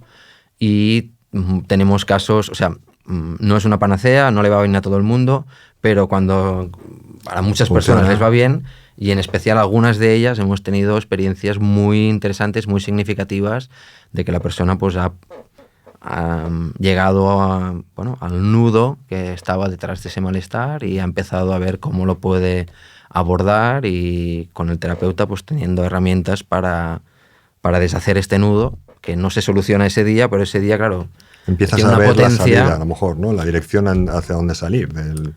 No puedes no sentir, no puedes escaparte de ti mismo, porque esa sustancia te agarra por el cuello y te lleva un ratito de paseo. Entonces ahí hay el potencial de la transformación, o hay la ventana de oportunidad al cambio. Pero es la ventana, es la oportunidad, cada paciente es diferente. Lo más importante es si el paciente está en un momento que va a aprovechar ese proceso psicoterapéutico. Y en realidad esto no tiene que ver con la ketamina, tiene que ver con cualquier proceso psicoterapéutico. Si la persona está en un momento que va a aprovechar eso, va a funcionar mucho mejor que si va ahí de culo o no quiere. Más predispuesto, ¿no? Está implicado en su cambio. Y en cuanto has dicho que la ketamina es una sustancia segura, para que quede claro, o sea, viene de una farmacéutica, es un producto farmacológico, controlado, producido de una forma segura y que lleva muchísimas décadas usándose. 60 años. En algunos sitios. A mí me parece muy curioso porque es un anestésico muy potente que no deprime el sistema respiratorio. Entonces, en sitios donde no hay cirujanos con anestesia o anestesistas, utilizan ketamina cuando tienen que operar. Vamos, que está comprobadísimo que es algo seguro, ¿no? Como sustancia. De hecho, la OMS lo considera uno de los medicamentos básicos dentro de la farmacopea, y esto es porque todos los anestésicos necesitas conectarte a una máquina para respirar cuando te operan. Claro. Entonces, es muy costoso. Entonces, esto en la mayor parte del mundo del sur global no hay estas máquinas. Entonces, se utiliza muchísimo la ketamina, y se utiliza muchísimo también en la guerra, porque es un fármaco muy útil cuando hay heridas en la guerra para anestesiar pues a alguien, una pierna, un brazo, lo que sea. Entonces, hay 60 años de recorrido, y en Estados Unidos es curioso porque como la sanidad es privada, ahí los médicos anestesistas se dieron cuenta que sus pacientes que iban a hacer cirugías o tenían temas de dolor crónico y les trataban, su estado emocional mejoraba. Decían, ¿no? Claro. Me viene gente con dolor en el ámbito de anestésico, pero hay un efecto secundario que es que su emoción y su estado mental mejora. Entonces empezaron a abrir clínicas de ketamina, que eran anestesistas, y empezaron a abrir a dolor crónico y depresión. Y esto hace como 7, 8 años. Y esto ha tenido un desarrollo enorme porque se ha visto cada vez más, se ha pasado cada vez más a la depresión, aunque también estamos tratando a una persona con dolor crónico. Pero ¿qué pasa? Que la gente que tiene dolor crónico, cuando lleva 5, 10, 15 años con dolor crónico, ¿qué tiene? Depresión. Claro. Porque Y si ofrecerle, pero esto es ofrecerle una posibilidad que otras cosas que han fallado no se le han dado. Es que eso ya de por sí tiene un valor impresionante, ¿no? Y tenemos ganas, vamos a ver un poco el desarrollo, pero hay bastante investigación con tema de alcoholismo y ketamina. De hecho, en Rusia, que también es curioso, pero llevan muchos años investigando la ketamina, la mayor parte de publicaciones son de allá, y hay un éxito importante, y ahora en Reino Unido se acaba de publicar un estudio de tratamiento del alcoholismo con ketamina con resultados buenísimos. Entonces, el potencial es mucho más allá de la salud, de la depresión, y poquito a poco iremos avanzando. Es que cada semana, yo algunos te voy pasando que voy encontrando. Australia aprueba un programa que utilizan 4 tipos de psicodélicos para distintos problemas, o sea, trastornos, o sea, van saliendo, ¿no? Y parece imparable. Y además mezclando con los NPS que surgen, porque claro, si tú prohíbes las 15 de toda la vida, las clásicas, pues es que pueden aparecer 500. De hecho, tengo aquí unos números que han registrado más de 1000 NPS, ¿no? Que esos son las que han encontrado, porque claro, luego hay, me imagino, miles más que no se acaban de encontrar porque no hay consumo, no crece, pero vamos, a nivel industrial, que han encontrado laboratorios que van desmantelando y demás. O sea, que es que no tiene ningún sentido que estén las sustancias prohibidas. Y luego que puedas comprarte tramadol en la farmacia, pero no. De hecho, perdona que te corte, No. pero creo que es una reflexión interesante. Se dice que las sustancias no están prohibidas, pero para mí es un poco... O sea, todo esto de la prohibición es una gran máquina de propaganda, es un ventilador que tira propaganda, para sostenerse sobre todo. Pero lo que está prohibido, si te fijas, de facto, o sea, las drogas son muy accesibles. O sea, ¿está prohibidas las drogas? Sí, están prohibidas, pero de facto son muy accesibles. Lo que está prohibido realmente es un uso seguro de las drogas. Es que ahí lo has clavado. Es que lo que en realidad la gente no puede tener es una sustancia de calidad, es un contexto tal, tiene que huir de la policía, hay sobredosis porque hay adulteraciones. O sea, lo que se está generando con esta supuesta prohibición de las drogas no es que la gente no acceda a las drogas, es que no acceda con seguridad a las drogas. Entonces es un error histórico. En realidad, si yo te he hablado hoy de una historia de más de 2000 años, que hemos ido incluso, podemos ir a más de 10.000 años de vestigios de utilización de drogas, la prohibición es un accidente histórico, o sea, es una cosa que ha durado 60 años, porque estamos dentro. Bueno, ya acabando, porque... Bueno, eso es muy interesante. De hecho, sí, yo creo que estamos en el ocaso de la prohibición, sobre todo en cannabis y psicodélicos. Creo que tema de coca y heroína todavía queda, pero bueno, yo soy contrario totalmente a la prohibición de todas las sustancias porque genera estos efectos iatrogénicos o no previstos, y las sobredosis, muertes evitables, corrupción, sobre todo corrupción. Claro, para el poder pues tiene unos beneficios, que es que los presupuestos para el ejército y la policía son enormes. Entonces, ¿qué incentivo va a tener la policía para perder eso? Y básicamente esto, que todavía seguimos con esta mirada moral, pero cada vez hay más datos y evidencias de que esto, con calidad, con controles de calidad y en contextos seguros, pues se reducen muchísimo los accidentes, ¿no? Bueno, parece que vamos hacia allí. O sea, en Idaho, Utah, ya se están, legalizando para uso recreativo. En Oregón y en Denver ya son accesibles los psicodélicos. Es interesante, también lo cuenta Michael Pollan en el libro y en el documental, que han quitado al peyote, o sea, han descriminalizado todos los psicodélicos menos el peyote, porque hay una cuestión de la conservación también del peyote. O sea, todas estas plantas originarias, hay un riesgo de que ahora que el hombre blanco las descubra, aniquilemos toda la biodiversidad y las fuentes originales, ¿no? Esto se ve con la ayahuasca, que hay problemas de... Además, la ayahuasca necesitas 5 años para que crezca la liana, para que tenga suficientes imaos dentro, entonces no es tan fácil de plantar y regenerar. Y con los peyotes el mismo. El peyote es este cactus que es así pequeñito con espinas, que crece sobre todo en el desierto de México y también en la frontera con Estados Unidos. Entonces, los indígenas han dicho que no se descriminalizaba, porque si pasaba, se veían cómo le arrasarían todas sus fuentes originarias, ¿no? O sea que también en este péndulo de prohibir y desprohibir hay que aprender de lo que ha pasado y no ir de un sitio a otro, porque todo es muy complejo. ¿Sí? No, eso me recuerda a las piñas que se utilizan para la producción del mezcal, ¿no? Que llevan 15, 12, 8 años en hacer una piña y el consumo cada vez hay más demanda y la producción sigue estancada, ¿no? Entonces, sí, no, cuando el hombre blanco, occidental, pone el ojo en algo, al final arrasa, ¿no? Con todo. A saco. Bueno, yo soy optimista. Yo también, ¿eh? Creo que las cosas muy pueden optimista ir... soy. No, y sobre todo ahora, que es una era en la que la gente, pues escucha esto en Chile y a lo mejor lo mezcla con algo que ha oído ahí y de repente lo presenta en un plan regional de normativa sobre la biosfera y hace un efecto. O sea, a lo mejor... De hecho, desde iSearch trabajamos mucho esta perspectiva indígena y de cómo preservar lo que hay ahí y cómo poder tomar las cosas que pueden ser interesantes para reformularlo aquí, ¿no?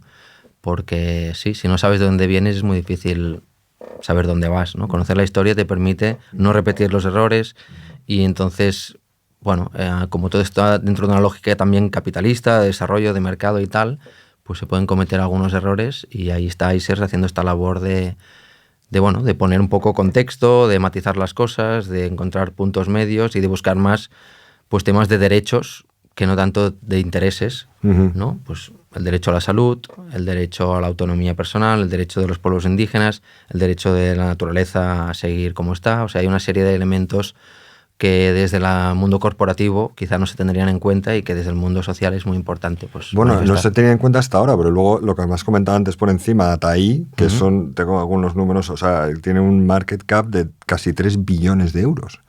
Y se dedica, y Compass Pathways, están desarrollando múltiples medicamentos basados en sustancias psicodélicas como la ibogaína, que también hay psilocibina.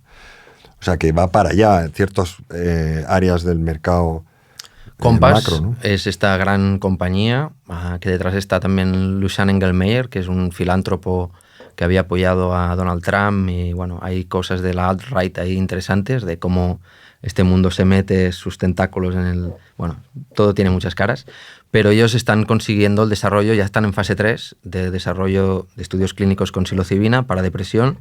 De hecho, aquí en Barcelona se están haciendo los estudios en Hospital de Sant Joan de Déu y Hospital del Mar, y se espera que para 2024 o 2025 la FDA en Estados Unidos apruebe esto. De hecho, ya está en camino de aprobarse. Le han dado la certificación de Breakthrough, que es como que le dan un conducto para que vaya más rápido la aprobación.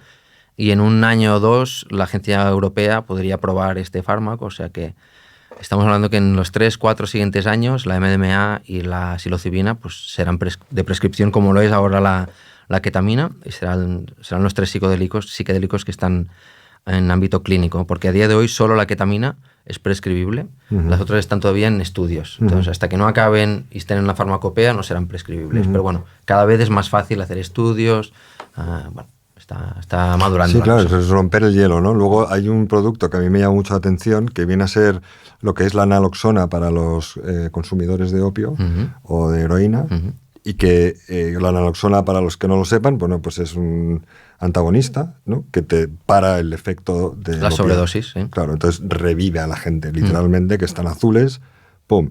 Bueno, pues hay un spray nasal de ketamina que en principio lo que quieren enfocar para gente que tiene tendencias suicidas, porque rompe esas tendencias de forma inmediata, no como como comentabas antes, los antidepresivos que tardan 3-4 semanas en hacer efecto.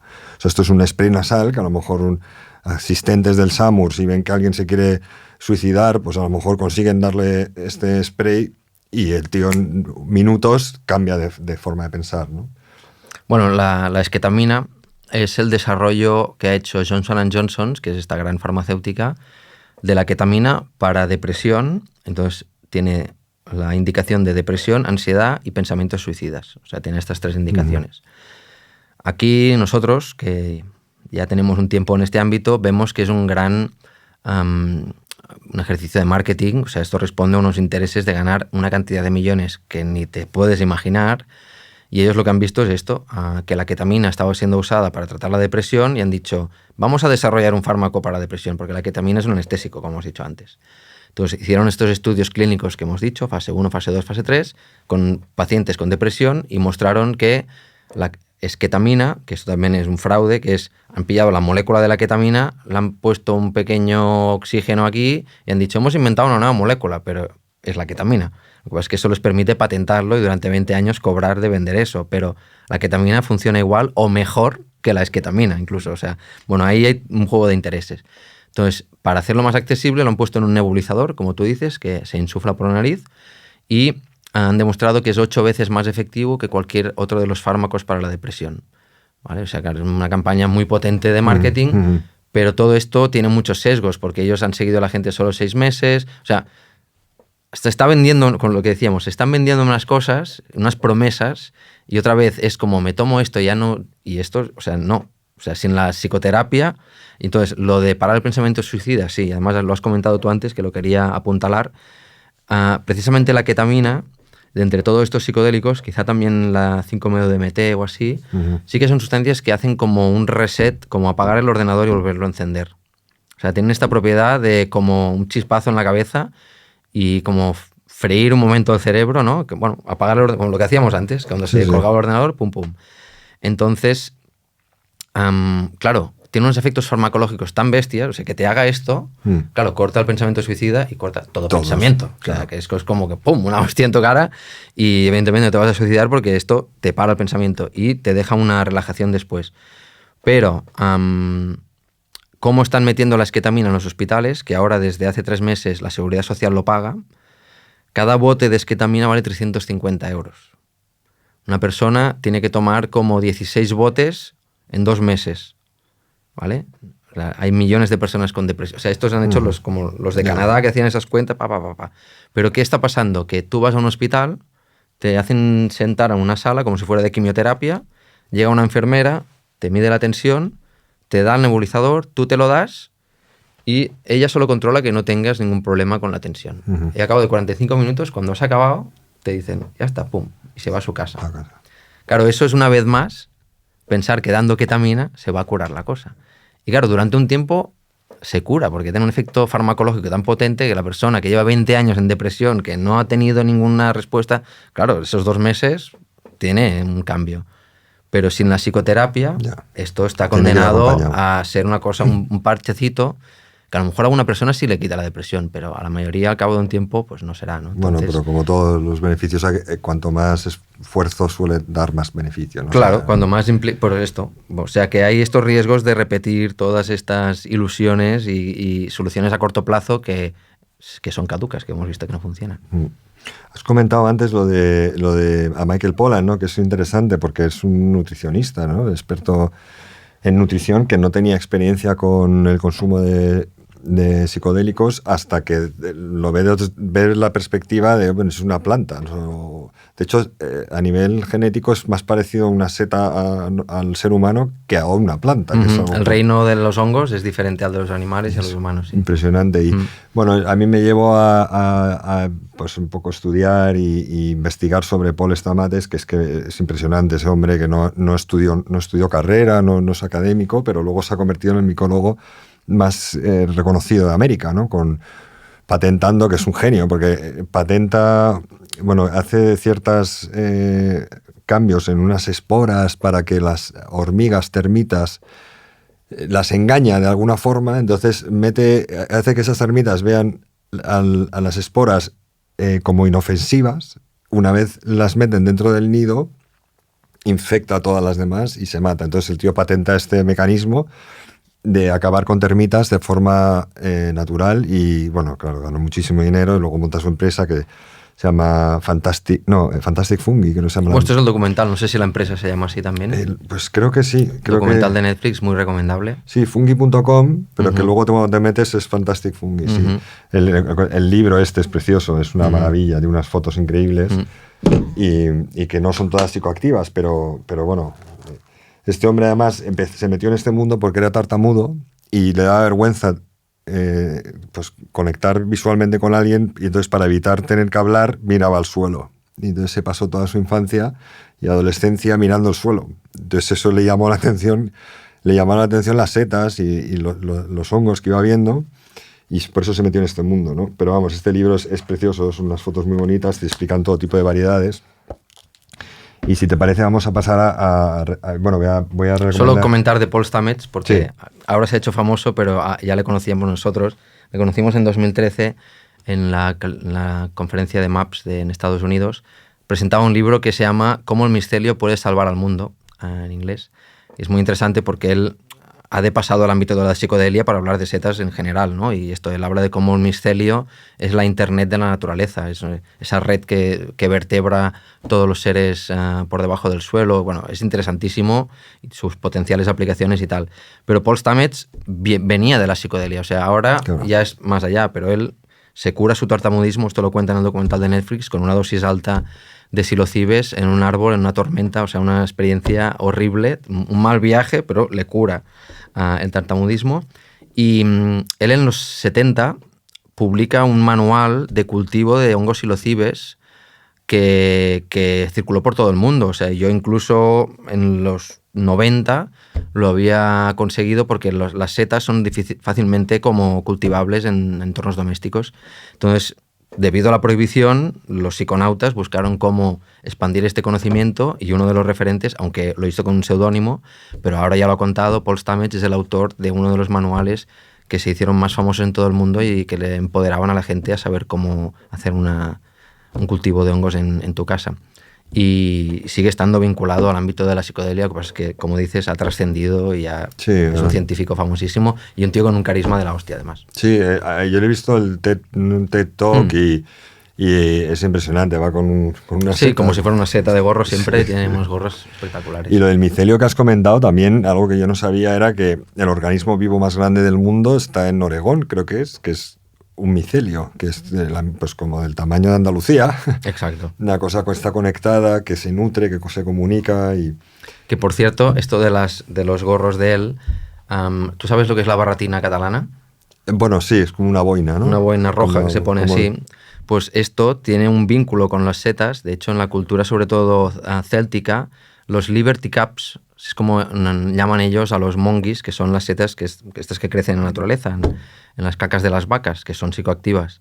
Entonces son pequeños hongos que tienen unas cabezas que son esto como gorros, y se llaman Liberty Caps, ¿no? Los gorros de la libertad. Y entonces, si miras antropológicamente documentos, historias y tal, hay un hilo conductor que acaba llegando en la barretina de los catalanes, que también es como una cabeza de hongo un poquito. Sí. Y hay varias... Bueno, esto que hablábamos del niño, en la cultura acaban quedando trazas de las cosas que fueron muy importantes, pero con otros significados y... Sí. Sí, no, que está más presente de lo que la gente cree, ¿no? O sea, bueno, si viene... está velado, pero está ahí. Pues este es impresionante, este libro y este señor. La verdad es que es muy, muy interesante de ver. Me he traído algún otro. Este es el que comentábamos antes, que es, Ayelet Waldman, que es una señora que lleva toda su vida sufriendo de varios tipos de trastornos y es un mes que hace microdosis y lo va documentando a diario, como un diario. Y cómo hizo microdosing hizo que una mega diferencia en mi carácter, matrimonio y mi vida, ¿no? Bueno, interesante libro. Este es el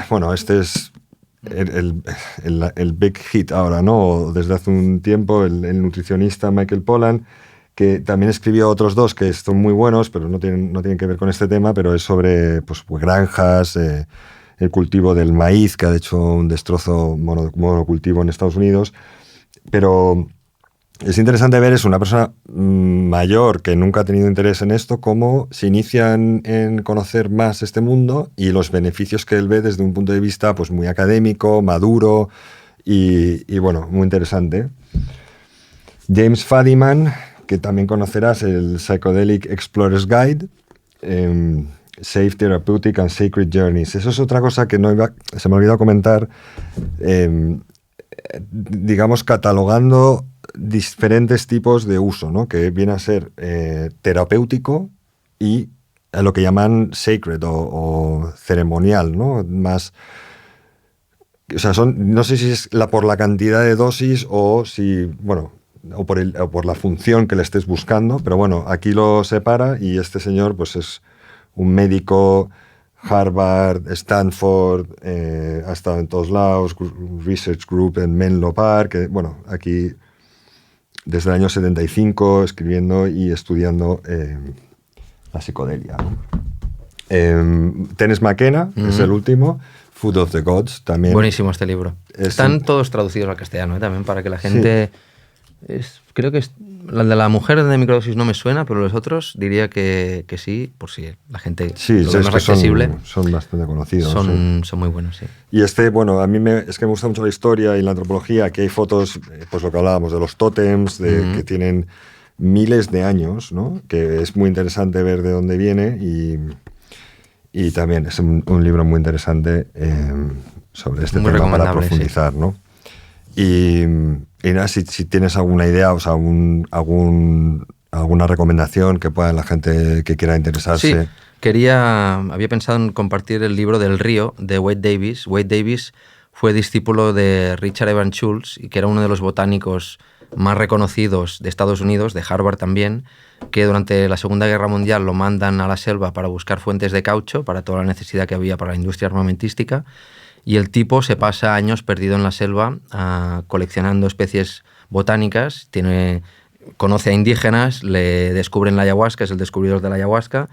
De hecho, hay una parte de la selva colombiana que lleva su nombre, es la reserva de Richard Evans Schultz, y su mayor discípulo, Wade Davis, que todavía está vivo, le invitamos a nuestra conferencia de la ayahuasca hace 3 años, publica el libro del río. Y es un libro así de tocho, pero es básicamente el Indiana Jones de verdad. O sea, Indiana Jones es Schultz hecho en Hollywood. Pero ese tipo es Indiana Jones de verdad. O sea, es increíble. Un científico que tiene una curiosidad por conocer, no tiene complejos, y su contribución a la farmacopea, o sea, a día de hoy, muchos de los fármacos que tomamos los descubrió él. La historia del maestro es impresionante. Y Wade Davis, que también habla castellano porque pasó mucho tiempo en Colombia, tiene charlas buenísimas, tiene este libro del río que es absolutamente recomendable. Lo voy a buscar. Luego los pondremos en en los créditos para que la gente se quede con el nombre y las ediciones. Última pregunta. ¿Cuál sería tu placer culpable? Pues es sin duda, bueno, yo primero, para dejarlo ahí puesto, yo soy una persona consumidora de sustancias que lo ejerzo con responsabilidad y sin culpa. O sea, represento la normalización del consumo y me gusta poder hablar de ello porque a veces es difícil encontrarte gente que reconozca esto abiertamente. Y sin duda mi placer culpable es la procrastinación, es decir, disfrutar del no hacer lo que tengo que hacer hasta el último momento y después pasarlo mal haciéndolo, pero creo que es bastante universal y que todos la conocemos y que a todos nos gustaría dominarla mejor. Sí, bueno, en todo hay algo bueno. Yo creo que eso pues, puede ser más reflexivo. Pues se te puede ocurrir hacer algún proyecto. O sea, cuando estás procrastinando, pues no haces lo que debes, pero surge de repente otra cosa, ¿no? Y yo aprovecho, antes de que acabemos, en decir que yo he visitado la clínica y es un sitio muy, muy bien hecho, muy interesante y Óscar y la gente que está con él lleva pues toda la vida, toda tu vida laboral dedicándose a preparar un proyecto de este estilo, ¿no? Y yo me parece que tiene un valor increíble, tanto tú como José Bouso, que también tuve el honor de conocer, que es gente que ha tenido mucha fe basándose en el estudio, porque hasta hace muy poco no había series de Netflix ni libros bestsellers mundiales hablando de estos temas, ¿no? Era casi por colgarte o ponerte en un grupo de gente que te iban a estigmatizar y a echar hacia un lado, ¿no? De la ciencia, ¿no? Y yo creo que ha llegado vuestro momento y yo os animo y, vamos, lo poco que he podido compartir con vosotros creo que lo hacéis fenomenal y que el fin de esto es ayudar y dar otras opciones a gente que está sufriendo, ¿no?